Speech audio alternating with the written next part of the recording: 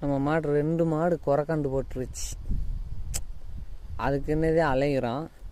இந்தா இது ஒன்று,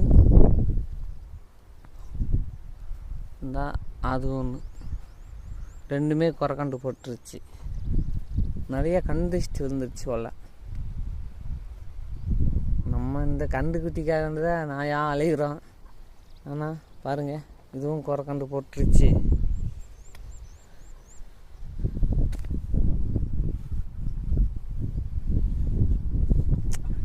இதுவும் குறைக்கண்டு போட்டுருச்சு. தலையிட்டு கடறி 2மே.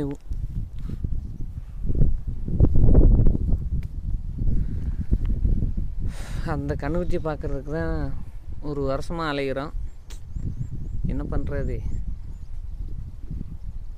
கண்டிஷ்டி நிறைய விழுந்திருக்கு. அப்படின்னா தான்